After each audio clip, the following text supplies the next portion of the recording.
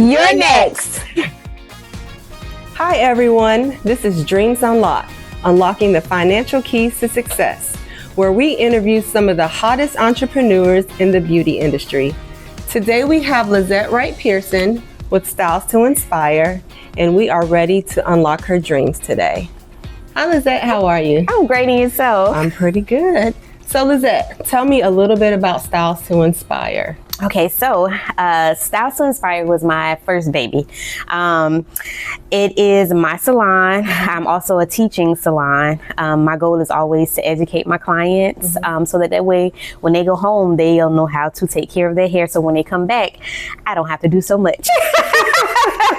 No, but I started my salon about 14 years ago, walked out on faith. I was actually working with another company, and I was like, maybe I won't leave. But one thing about me and one thing about God, if it's time to go, he's going to push me. Oh, yeah. And I had no choice but to come over, and start my salon. I had already picked out the name. Again, it's Styles to Inspire. And my goal is always to inspire, because the thing about having a great hairstyle and communication and different things is it inspires people to, do better. You never know what a person is going through. It's been so many people that have come through and they was having bad situations. And then once they got their hair done, they excited, inspired to go out and do something nice, Right. And to be kind to each other. So that's why I named it Styles to Inspire. So I love it. I love what I do. I love hair. So that's my first baby, Styles to Inspire. That's nice. And when you look good, you're gonna already radiate the energy and go out. So yeah, Styles to Inspire is the perfect name for that. Thank you. Okay, so what would you say is one financial lesson that you've learned within this industry? Have faith in yourself. Have faith in your goals. Surround yourself with positive people. And sometimes you have to let one goal or one business, fund the other business. Because there's a couple of different things I do. Styles to Inspire was my first baby. And then at the same time, I ended up opening a learning center. And I created a tool called Style Card Lock Design System. Styles to Inspire is my vehicle. It's what I have to be able to step into my other things that I'm training for, Yeah, okay. And so what would you say are your biggest expenses or challenges that you have right now? Right now. Okay. So right now, I would say my patent, my style card system. That is the biggest expense right now because of all the things I have to do. So because it is my smallest baby, you have to put more into it. I am doing almost everything by myself. I am thankful that I have a great husband, my family, and I have friends that will help me out, but it is a lot of work and it is a lot of money. It's expensive now. Okay. Wow. And so speaking of expensive and having to spend the money to do all of those things, how have you been able to keep up with the salon and your funding? Have you previously got funding to be able to pay for your dreams, or how does all of that work for you? With the funding part of it, right? I was like, because sometimes being in the business for yourself, they will give a loan to a person who works under another company. Like they can't get fired tomorrow, right? But a person like me who owns her own business, sometimes those loans can be really hard to get. And I've been turned away. So they want you to show all this information and it's know this, know that. So it's been really hard trying to, as a business owner by yourself and you're in the business for yourself. And then that just goes into our next question, with making that big investment in the center, where do you feel that in the future that's going to make the most impact for your business? Teaching.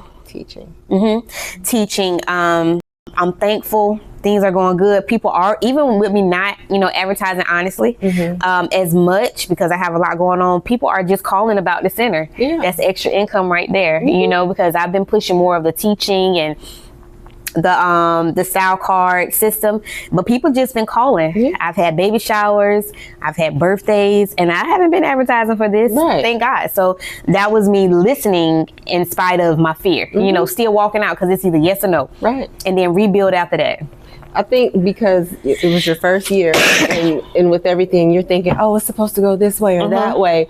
But really what it's doing is breaking you all the way down. It's stripping you of your own thoughts and how you think things are supposed to go and pruning you. And then you may lose some people along the way. Right. But it's like, everybody has to know it's not for you because obviously it's out there to help everybody. Right. When you start thinking about what can it do for me, that's where you go wrong. Absolutely. So that year, like she said, you know, that was your year to build up and go out and then look at where you are. Right. All just because you walked it out.